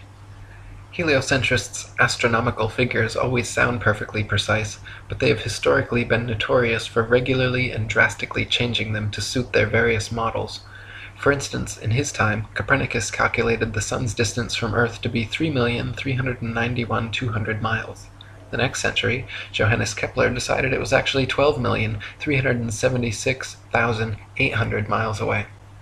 Isaac Newton once said, "It matters not whether we reckon it 28 or 54 million miles distant, for either would do just as well." How scientific! Benjamin Martin calculated between 81 and 82 million miles. Thomas Dilworth claimed 93,726,900 miles. John Hine stated positively 95,298,260 miles. Benjamin Gould said more than 96 million miles, and Christian Mayer thought it was more than 104 million. Flat earthers throughout the ages, conversely, have used sextants and plane trigonometry to make such calculations, and found the sun and the moon both to be only about 32 miles in diameter and less than a few thousand miles from Earth. 124. Amateur balloon footage taken above the clouds has provided stunning visual proof that the sun cannot be millions of miles away. In several shots, you can see a clear hotspot reflecting on the clouds directly below the sun's spotlight-like influence. If the sun were actually millions of miles away, such a small localized hotspot could not occur. 125. Another proof the sun is not millions of miles away is found by tracing the angle of sun rays back to their source above the clouds. There are thousands of pictures showing how sunlight comes down through cloud cover at a variance of converging angles. The area of convergence is, of course, the sun, and is not millions of miles away, but rather relatively close to Earth, just above the clouds. 126. The sun's annual journey from tropic to tropic, solstice to solstice, is what determines the length and character of days, nights, and seasons. This is why equatorial regions experience almost year-round summer and heat, while higher latitudes north, and especially south, experience more distinct seasons with harsh winters. The heliocentric model claims seasons change based on the ball Earth's alleged axial tilt and elliptical orbit around the sun, yet their flawed current model places us closest to the sun, 91 million miles, in January, when it is actually winter, and farthest from the sun, 94.5 million miles, in July, when it's actually summer throughout most of the Earth. 127. The fact that the sun and moon's reflections on water always form a straight-line path from the horizon to the observer proves the Earth is not a ball. If the Earth's surface was curved, it would be impossible for the reflected light to curve over the ball from horizon to observer. 128. There are huge centuries-old stone sundials and moondials all over the world, which still tell the time now down to the minute as perfectly as the day they were made. If the Earth, Sun, and Moon were truly subject to the number of contradictory, revolving, rotating, wobbling, and spiraling motions claimed by modern astronomy, it would be impossible for these monuments to so accurately tell time without constant adjustment. 129. To quote William Carpenter, "Why in the name of common sense should observers have to fix their telescopes on solid stone bases so that they should not move a hair's breadth, if the earth on which they fix them moves at the rate of 19 miles in a second? Indeed, to believe that 6,000 million tons is rolling, surging, flying, darting on through space forever, with a velocity compared with which a shot from a cannon is a very slow coach, with such unerring accuracy that a telescope fixed on granite pillars in an observatory will not enable a lynx-eyed astronomer to detect a variation in its onward motion of the thousandth part of a hair's breadth, is to conceive a miracle compared with which all the miracles on record put together would sink into utter insignificance. Since we can, in middle north latitudes, see the North Star, on looking out of a window that faces it, and out of this very same corner of the very same pane of glass in the very same window, all the year round, it is proof enough for any man in his senses that we have not made any motion at all, and that the earth is not a globe. 130. From Earth Not a Globe by Samuel Robotham. Take 2 carefully bored metallic tubes, not less than 6 feet in length, and place them 1 yard asunder on the opposite sides of a wooden frame, or a solid block of wood or stone, so adjust them that their centers or axes of vision shall be perfectly parallel to each other. Now direct them to the plane of some notable fixed star a few seconds previous to its meridian time. Let an observer be stationed at each tube, and the moment the star appears in the first tube, let a loud knock or other signal be given, to be repeated by the observer at the second tube when he sees the same star. A distinct period of time will elapse between the signals given. The signals will follow each other in very rapid succession, but still, the time between is sufficient to show that the same star is not visible at the same moment by two parallel lines of sight when only 1 yard asunder. A slight inclination of the second tube towards the first tube would be required for the star to be seen through both tubes at the same instant. Let the tubes remain in their positions for 6 months, at the end of which time the same observation or experiment will produce the same results. The star will be visible at the same meridian time without the slightest alteration being required in the direction of the tubes, from which it is concluded that if the earth had moved 1 single yard in an orbit through space, there would at least be observed the slight inclination of the tube which the difference in position of 1 yard had previously required. But as no such difference in the direction of the tube is required, the conclusion is unavoidable, that in 6 months a given meridian upon the earth's surface does not move a single yard, and therefore that the earth has not the slightest degree of orbital motion. 131. NASA and modern astronomy maintain that the moon is a solid, spherical, Earth-like habitation which man has actually flown to and set foot on. They claim the moon is a non-luminescent planetoid which receives and reflects all its light from the sun. The reality is, however, that the moon is observably not a solid body. It is clearly circular, but not spherical, and not in any way an Earth-like planetoid which humans could set foot on. In fact, the moon has been proven largely transparent and completely self-luminescent, shining with its own unique light. 132. The sun's light is golden, warm, drying, preservative, and antiseptic, while the moon's light is silver, cool, damp, putrefying, and septic. The sun's rays decrease the combustion of a bonfire, while the moon's rays increase combustion. Plant and animal substances exposed to sunlight quickly dry, shrink, coagulate, and lose the tendency to decompose and putrefy. Grapes and other fruits become solid, partially candied and preserved, like raisins, dates, and prunes. Animal flesh coagulates, loses its volatile gaseous constituents, becomes firm, dry, and slow to decay. When exposed to moonlight, however, plant and animal substances tend to show symptoms of putrefaction and decay. This proves that sun and moonlight are different, unique, and opposites, as they are in the geocentric flat model. 133. In direct sunlight, a thermometer will read higher than another thermometer placed in the shade, but in full direct moonlight, a thermometer will read lower than another placed in the shade. If the sun's light is collected in a large lens and thrown to a focus point, it can create significant heat, while the moon's light collected similarly creates no heat. In the Lancet Medical Journal from March 14, 1856, particulars are given of several experiments which prove the moon's rays, when concentrated, can actually reduce the temperature upon a thermometer more than 8 degrees. So sunlight and moonlight clearly have altogether different properties. 134.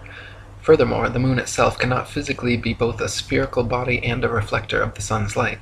Reflectors must be flat or concave for light rays to have any angle of incidence.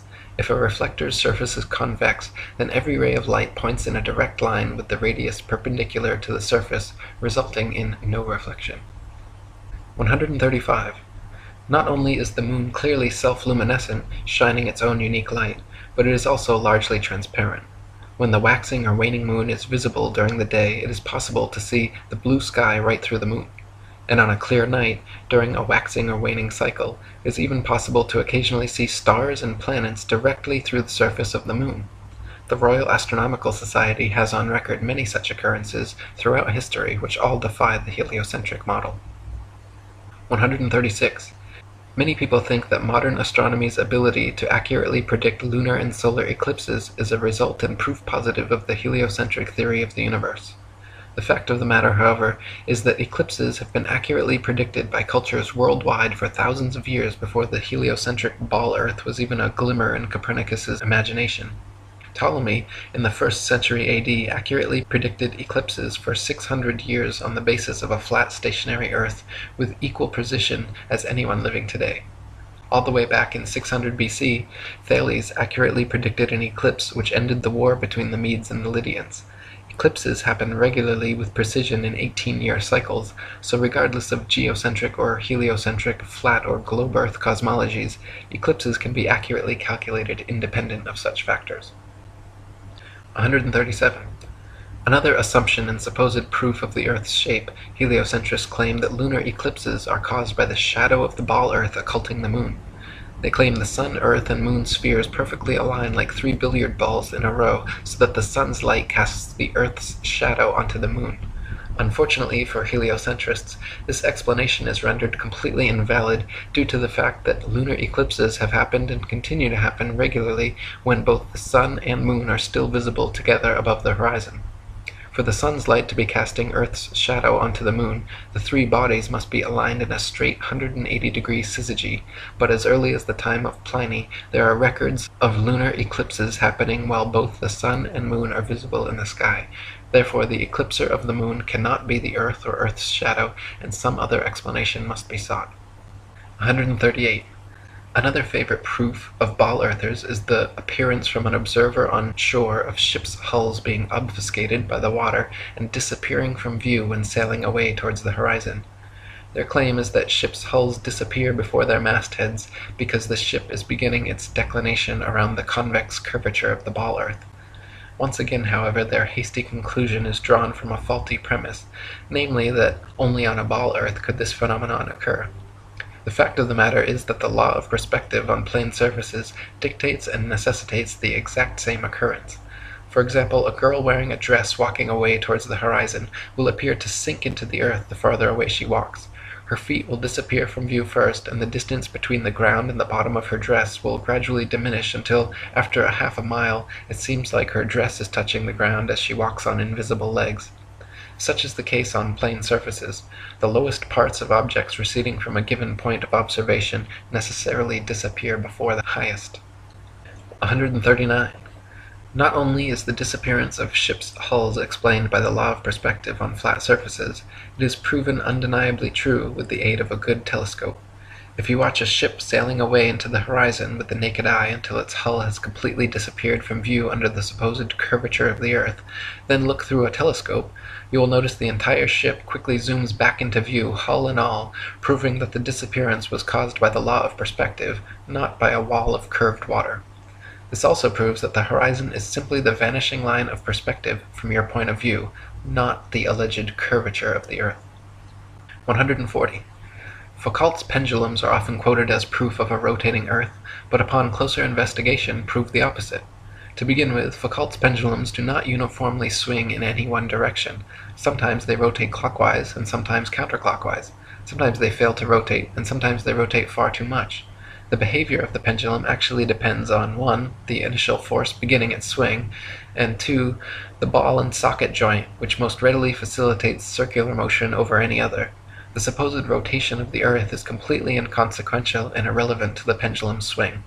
If the alleged constant rotation of the earth affected pendulums in any way, then there should be no need to manually start pendulums in motion.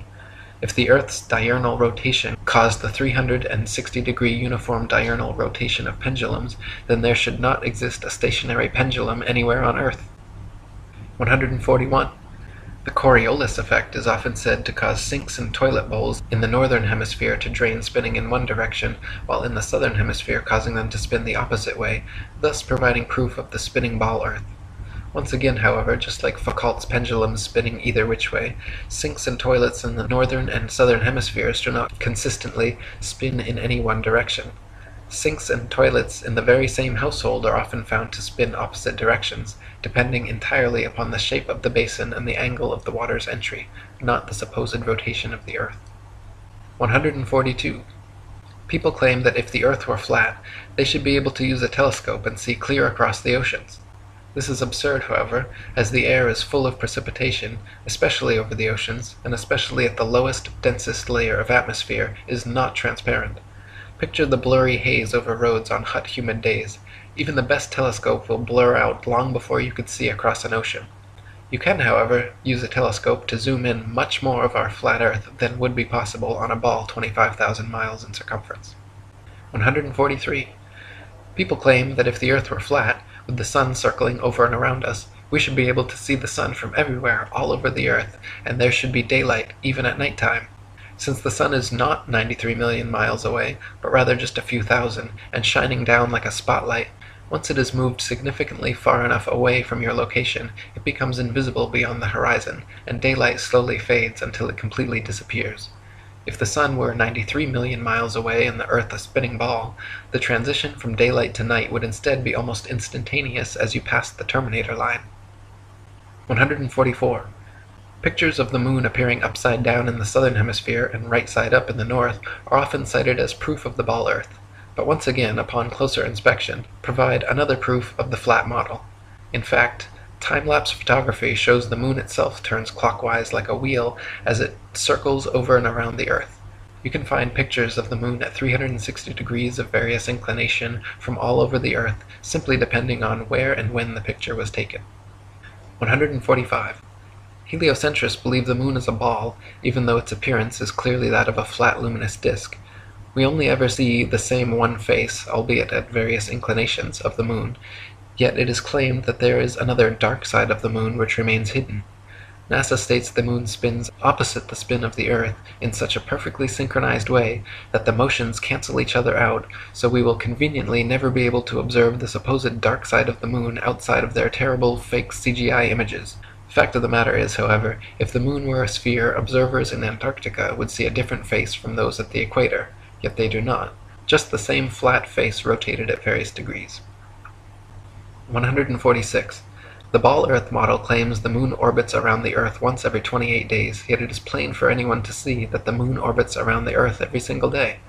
The Moon's orbit is slightly slower than the Sun's, but follows the Sun's same path from tropic to tropic, solstice to solstice, making a full circle over the Earth in just under 25 hours. 147.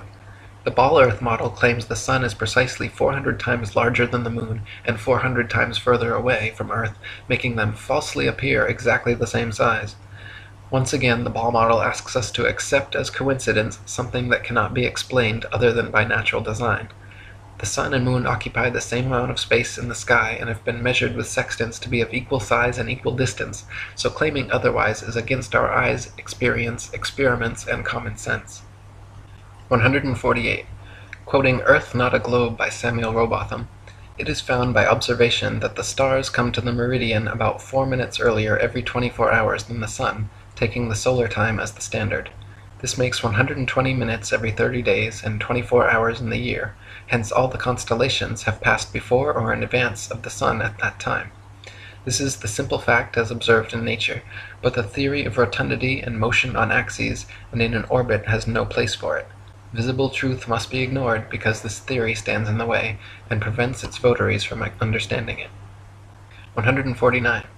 Throughout thousands of years, the same constellations have remained fixed in their same patterns without moving out of position whatsoever.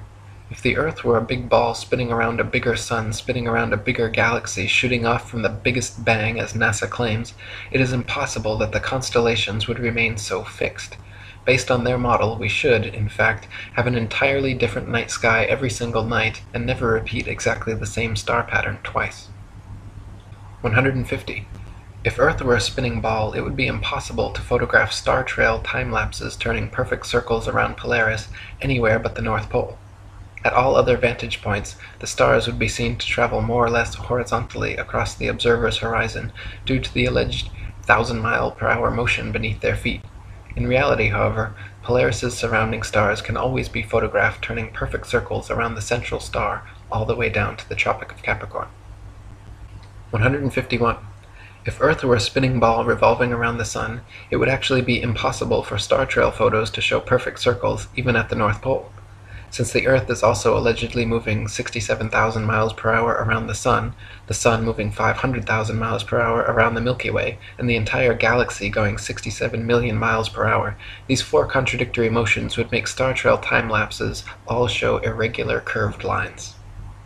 152.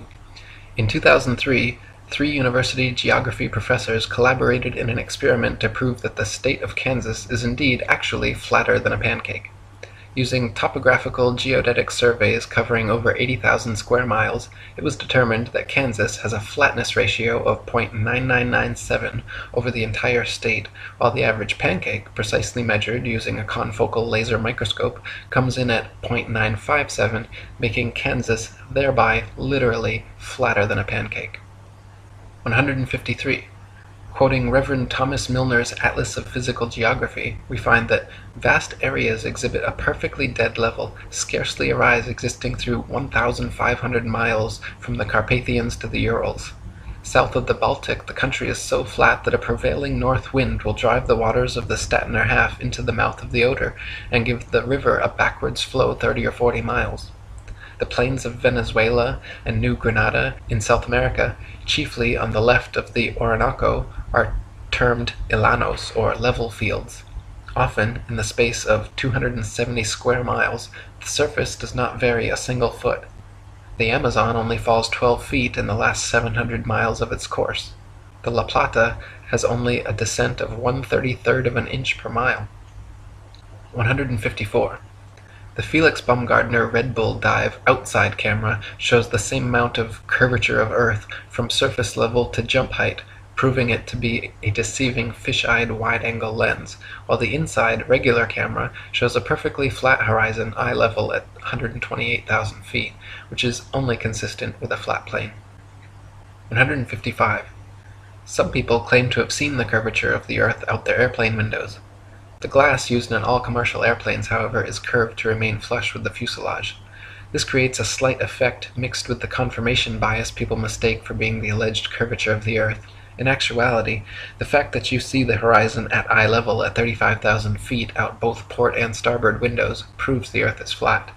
If the Earth were a ball, no matter how big, the horizon would stay exactly where it was, and you would have to look down further and further to see the horizon at all. Looking straight out the window at 35,000 feet, you should see nothing but outer space from the port and starboard windows, as the Earth and horizon are supposed to be below you. If they are visible at eye level outside both windows, it's because the Earth is flat. 156. People also claim to see curvature in GoPro or other high-altitude camera footage of the horizon. While it is true that the horizon often appears convex in such footage, it just as often appears concave or flat depending on the tilt and movement of the camera. The effect is simply a distortion due to wide-angle lenses. In lens-corrected and footage taken without wide-angle technology, all amateur high-altitude horizon shots appear perfectly flat. 157. If gravity magically dragged the atmosphere along with the spinning ball Earth, that would mean the atmosphere near the equator would be spinning at over 1,000 miles per hour. The atmosphere over the mid-latitudes would be spinning around 500 miles per hour, and gradually slower to the poles, where the atmosphere would be unaffected at 0 miles per hour. In reality, however, the atmosphere at every point on Earth is equally unaffected by this alleged force, as it has never been measured or calculated and proven non-existent by the ability of airplanes to fly unabated in any direction without experiencing any such atmospheric changes. 158. If gravity magically dragged the atmosphere along with the spinning ball Earth, that would mean the higher the altitude, the faster the spinning atmosphere would have to be turning around the center of rotation. In reality, however, if this were happening, then rain and fireworks would behave entirely differently as they fell down through progressively slower and slower spinning atmosphere.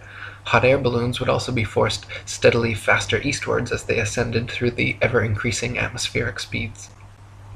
159. If there were progressively faster and faster spinning atmosphere the higher the altitude, that would mean it would have to abruptly end at some key altitude where the fastest layer of gravitized spinning atmosphere meets the supposed non-gravitized, non-spinning, non-atmosphere of infinite vacuum space. NASA has never even mentioned what altitude this impossible feat allegedly happens, but it is easily philosophically refuted by the simple fact that vacuums cannot exist connected to non-vacuums while maintaining the properties of a vacuum. Not to mention, the effect such a transition would have on a rocket spaceship would be disastrous. 160. It is impossible for rockets or any type of jet propulsion engines to work in the alleged non-atmosphere of vacuum space, because without air or atmosphere to push against, there is nothing to propel the vehicle forwards. Instead, the rockets and shuttles would be sent spinning around their own axis uncontrollably in all directions like a gyroscope. It would be impossible to fly to the moon or go in any direction whatsoever, especially if gravity were real and constantly sucking you towards the closest, densest body. 161.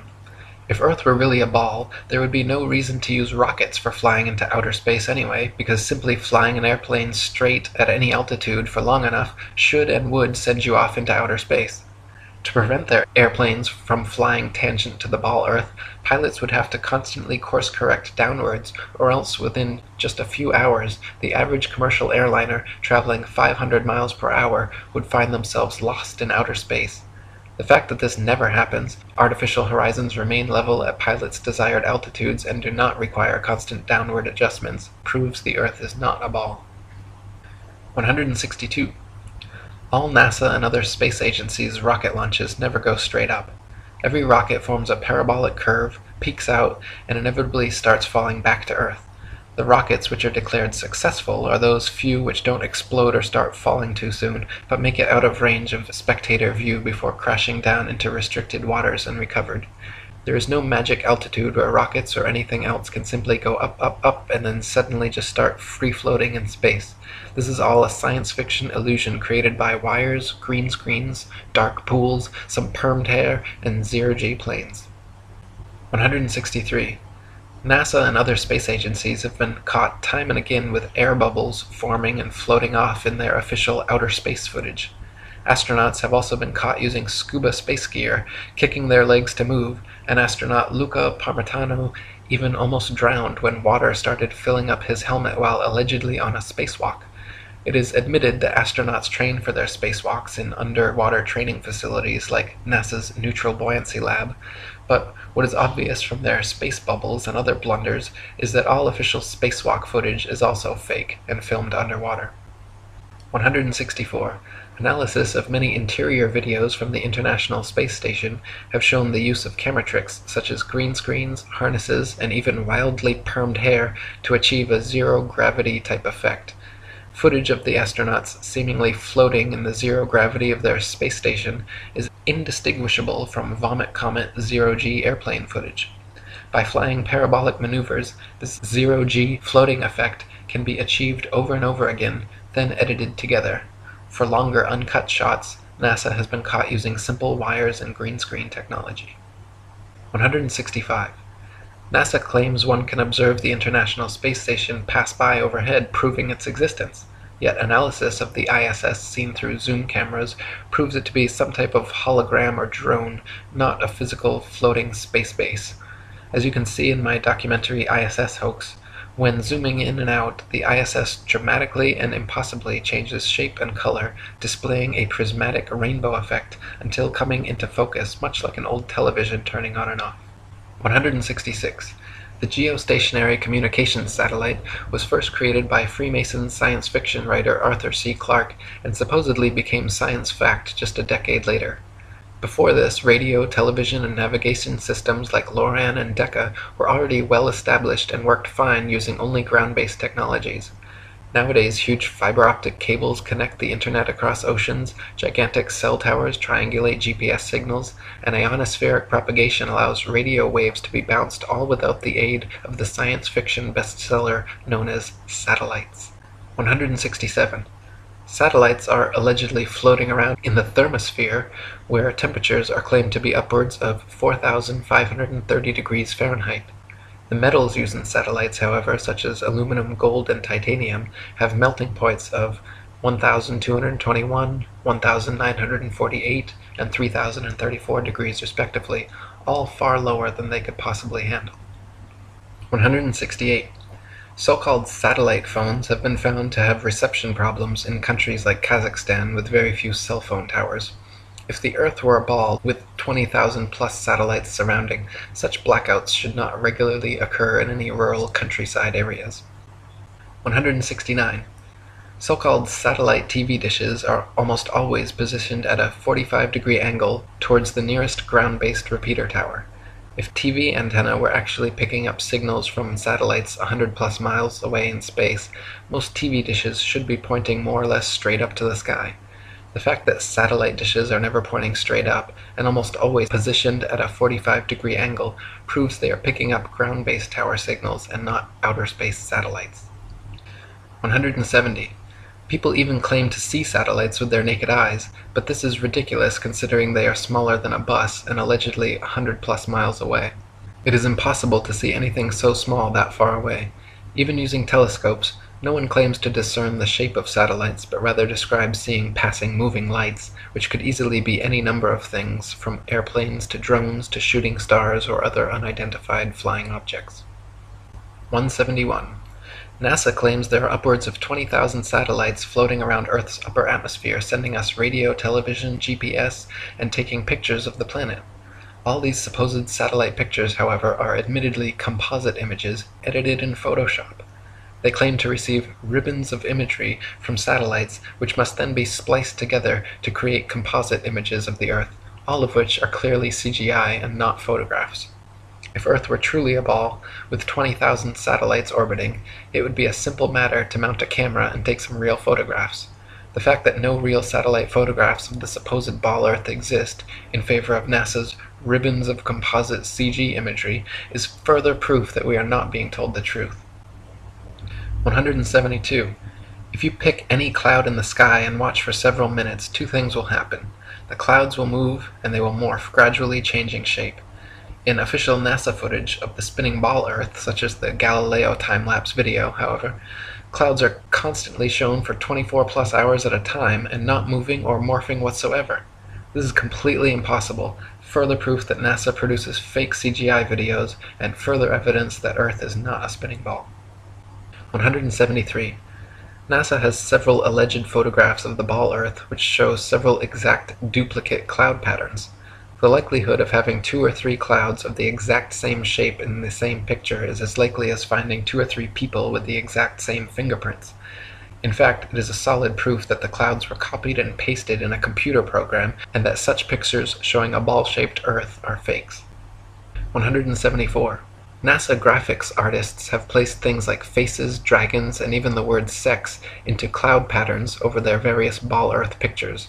Their recent 2015 Pluto pictures even clearly have a picture of Disney's Pluto the dog layered into the background. Such blatant fraud goes unnoticed by the hypnotized masses, but provides further proof of the illegitimacy of NASA and their spinning ball planet mythos. 175. Professional photo analysts have dissected several NASA images of the ball Earth and found undeniable proof of computer editing. For example, images of the Earth allegedly taken from the Moon have proven to be copied and pasted in, as evidenced by rectangular cuts found in the black background around the Earth by adjusting brightness and contrast levels. If they were truly on the Moon and Earth was truly a ball, there would be no need to fake such pictures. 176. When NASA's images of the ball Earth are compared with one another, the coloration of the land and oceans and relative size of the continents are consistently so drastically different from one another as to prove beyond any reasonable doubt that the pictures are all fake. 177. In the documentary A Funny Thing Happened on the Way to the Moon, you can watch official leaked NASA footage showing Apollo 11 astronauts Buzz Aldrin, Neil Armstrong, and Michael Collins for almost an hour using transparencies and camera tricks to fake shots of a round Earth. They communicate over audio with control in Houston about how to accurately stage the shot, and someone keeps prompting them on how to effectively manipulate the camera to achieve the desired effect. First, they blacked out all the windows except for a downward-facing circular one, which they aimed the camera towards from several feet away. This created the illusion of a ball-shaped Earth surrounded by the blackness of space, when in fact it was simply a round window in their dark cabin. Neil Armstrong claimed at this point to be 130,000 miles from the Earth, halfway to the Moon. But when camera tricks were finished, the viewer could see for themselves the astronauts were not more than a couple dozen miles above the Earth's surface, likely flying in a high-altitude plane. 178. People claim Google Earth somehow proves the ball model without realizing that Google Earth is simply a composite program of images taken from high-altitude planes and street-level car cameras superimposed onto a CGI model of a ball Earth. The same could just as easily be molded onto a square Earth or any other shape, and therefore cannot be used as proof of Earth's rotundity. 179. If the Earth were constantly spinning eastward 1,000 miles per hour, then airplane flight durations going eastward versus westwards should be significantly different. If the average commercial airliner travels 500 miles per hour, it follows that westbound equatorial flights should reach their destination at approximately thrice the speed as their eastbound return flights. In reality, however, the differences in east and westbound flight durations usually amount to a matter of minutes, and nothing near what would occur on a 1,000-mile-per-hour spinning ball Earth. 180. The spinning ball model dictates that the Earth and atmosphere would be moving together at approximately 500 miles per hour at the mid-latitudes where LA to New York City flights take place. The average commercial airliner traveling 500 miles per hour takes 5.5 hours traveling east with the alleged rotation of the Earth, so the return flight west should take only 2.75 hours. But in fact, we find that the average New York to LA flight takes 6 hours, a flight time totally inconsistent with the spinning ball model. 181. Flights eastwards with the alleged spin of the ball Earth from Tokyo to LA take an average of 10.5 hours. Therefore, the return flights westwards against the alleged spin should take an average of 5.25 hours, but in actual fact take an average of 11.5 hours, another flight time totally inconsistent with the spinning ball model. 182. Flights eastward with the alleged spin of the ball Earth from New York to London take an average of 7 hours. Therefore, the return flights westwards against the alleged spin should take an average of 3.5 hours, but in actual fact take an average of 7.5 hours, a flight time totally inconsistent with the spinning ball model. 183. Flights eastward from Chicago to Boston with the alleged spin of the ball Earth take an average of 2.25 hours. Therefore, the return flights westwards against the alleged spin should take an average of just over an hour, but in actual fact take an average of 2.75 hours. Once again, completely inconsistent with the spinning ball model. 184. Flights eastward from Paris to Rome with the alleged spin of the ball Earth take an average of 2 hours. Therefore, the return flights westward against the alleged spin should take an average of 1 hour, but in actual fact have an average flight duration of 2 hours and 10 minutes, a flight time totally inconsistent with the spinning ball model. 185. We are told that the Earth and atmosphere spin together at such a perfect uniform velocity that no one in history has ever seen, heard, felt, or measured the supposed 1,000 mile per hour movement. This is then often compared to traveling in a car at uniform velocity, where we only feel the movement during acceleration or deceleration. In reality, however, even with eyes closed, windows up, over smooth tar in a luxury car at a mere uniform 50 miles per hour, the movement absolutely can be felt. At 20 times this speed, Earth's imaginary 1,000 mile per hour spin would most certainly be noticeable, felt, seen, and heard by all. 186.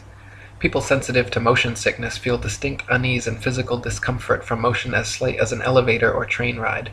This means that the 1,000 mile per hour alleged uniform spin of the Earth has no effect on such people, but add an extra 50 miles per hour uniform velocity of a car and their stomach starts turning knots.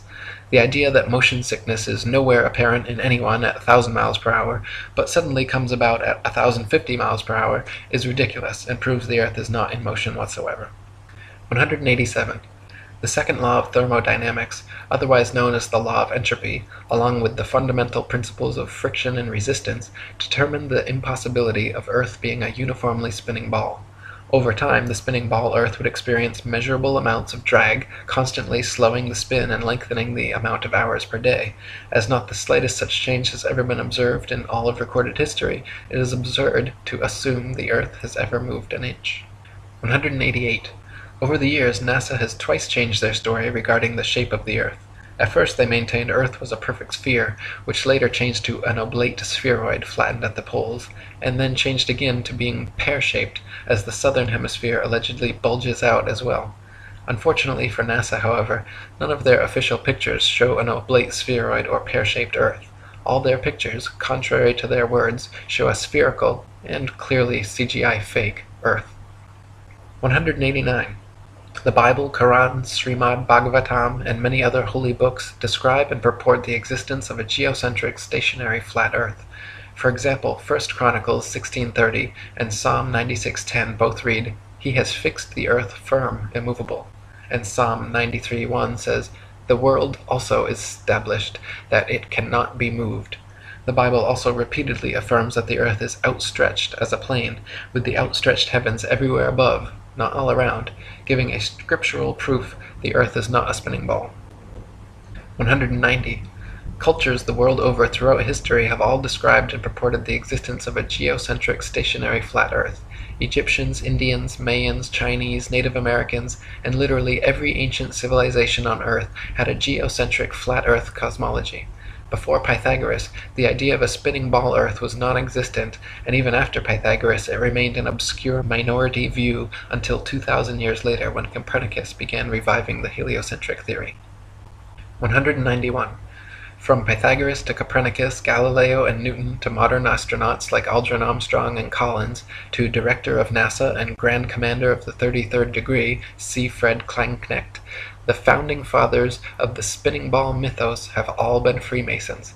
The fact that so many members of this, the largest and oldest secret society in existence, have all been co-conspirators bringing about this literal planetary revolution is beyond the possibility of coincidence and provides proof of organized collusion in creating and maintaining this multi-generational deception. 192.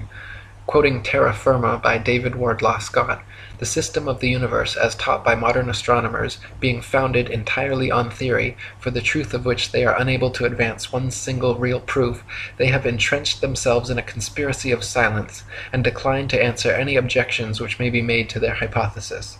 Copernicus himself, who revived the theory of the heathen philosopher Pythagoras and his great exponent Sir Isaac Newton, confessed that their system of a revolving earth was only a possibility and could not be proved by facts. It is only their followers who have decorated it with the name of an exact science, yea, according to them, the most exact of all the sciences. Yet one astronomer royal for England once said, speaking of the motion of the whole solar system, "The matter is left in a most delightful state of uncertainty, and I shall be very glad if anyone can help me out of it." What a very sad position for an exact science to be in is this. 193. No child or unindoctrinated man in their right mind would ever conclude or even conceive, given to their own devices, based on their own personal observations, that the earth was a spinning ball revolving around the sun. Such imaginative theories, nowhere present in anyone's daily experience, require and have required massive amounts of constant propaganda to uphold the illusion. 194. From David Wardlaw Scott. I remember being taught when a boy that the earth was a great ball revolving at a very rapid rate around the sun, and when I expressed to my teacher my fears that the waters of the oceans would tumble off, I was told that they were prevented from doing so by Newton's great law of gravitation, which kept everything in its proper place. I presume that my countenance must have shown some signs of incredulity, for my teacher immediately added, "I can show you a direct proof of this. A man can whirl around his head a pail filled with water without it being spilt, and so, in like manner, can the oceans be carried round the sun without losing a drop." As this illustration was evidently intended to settle the matter, I then said no more upon the subject. Had such been proposed to me afterwards as a man, I would have answered somewhat as follows. "Sir, I beg to say that the illustration you have given of a man whirling a pail of water around his head and the oceans revolving around the sun does not in any degree confirm your argument, because the water in the two cases is placed under entirely different circumstances, but, to be of any value, the conditions in each case must be the same, which here they are not. The pail is a hollow vessel which holds the water inside it, whereas, according to your teaching, the earth is a ball, with a continuous curvature outside, which, in agreement with the laws of nature, could not retain any water. 195. Astronomers say the magical magnetism of gravity is what keeps the oceans of the world stuck to the ball earth. They claim that because the earth is so massive, by virtue of this mass it creates a magic force able to hold people, oceans, and atmosphere tightly clung to the underside of the spinning ball. Unfortunately, however, they cannot provide any practical example of this on a scale smaller than the planetary. A spinning wet tennis ball, for instance, has the exact opposite effect of the supposed ball earth. Any water poured over it simply falls off the sides, and giving it a spin results in water flying off 360 degrees like a dog shaking off after a bath. Astronomers concede the wet tennis ball example displays the opposite effect of their supposed ball earth, but claim that at some unknown mass, the magic adhesive properties of gravity suddenly kick in, allowing the spinning wet tennis ball earth to keep every drop of gravitized water stuck to the surface. When such an unproven theory goes against all experiments, experience, and common sense, it is high time to drop the theory. 196. Quoting Marshall Hall. In short, the sun, moon, and stars are actually doing precisely what everyone throughout all of history has seen them do. We do not believe what our eyes tell us because we've been taught a counterfeit system which demands that we believe what has never been confirmed by observation or experiment. That counterfeit system demands that the Earth rotate on an axis every 24 hours at a speed of over 1,000 miles per hour at the equator. No one has ever seen or felt such movement, nor seen or felt the 67,000 mile per hour speed of Earth's alleged orbit around the Sun, or its 500,000 mile per hour alleged speed around a galaxy, or its retreat from an alleged Big Bang at over 67 million miles per hour. Remember, no experiment has ever shown the Earth to be moving. Add to that the fact that the alleged rotational speed we've all been taught as scientific fact must decrease every inch or mile one goes north or south of the equator, and it becomes readily apparent that such things as accurate aerial bombing in World War II down a chimney from 25,000 feet with a plane going any direction at high speed would have been impossible if calculated on an Earth moving below at several hundred miles per hour and constantly changing with the latitude. 197. Some people claim there is no motive for such a grand-scale deception, and that flat or ball makes no difference.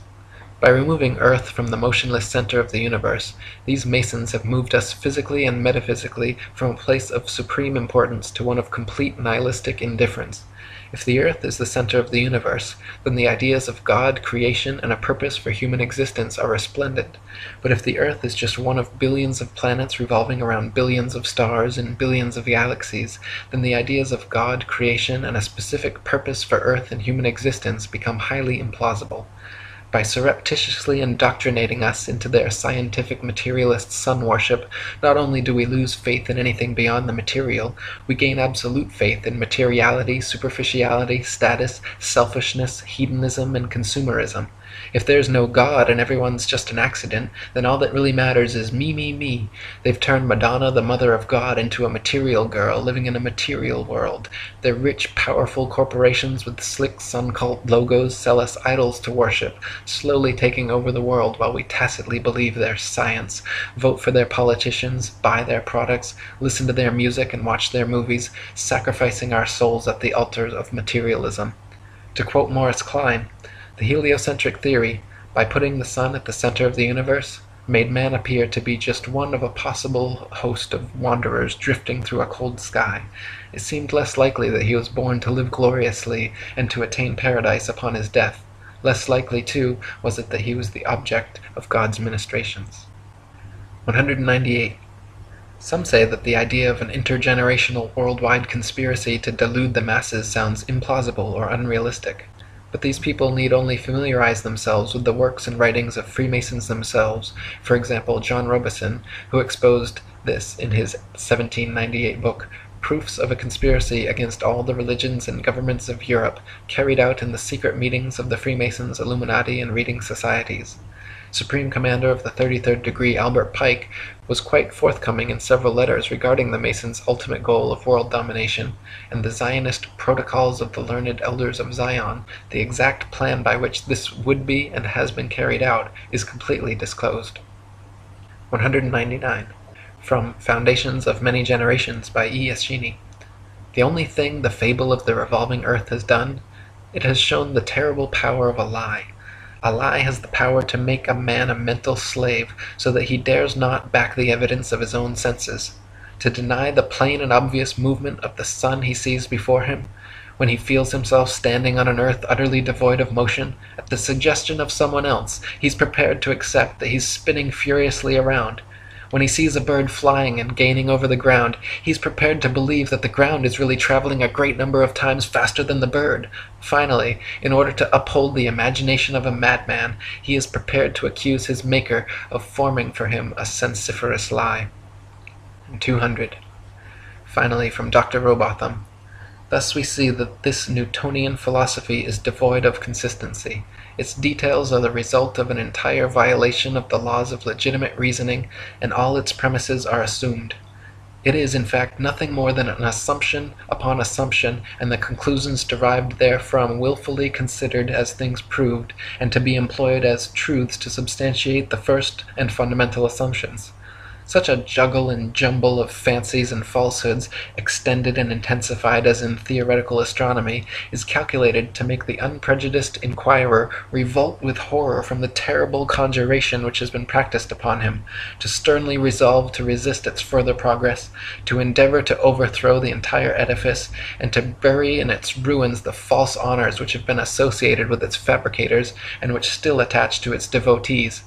For the learning, the patience, the perseverance, and devotion for which they have ever been examples, honour and applause need not be withheld, but their false reasoning, the advantages they have taken of the general ignorance of mankind in respect to astronomical subjects, and the unfounded theories they have advanced and defended, cannot be otherwise than regretted, and ought to be by every means possible uprooted. For more information about our flat Earth, read The Flat Earth Conspiracy by Eric Dubay, and visit atlanteanconspiracy.com and ifers.boards.net.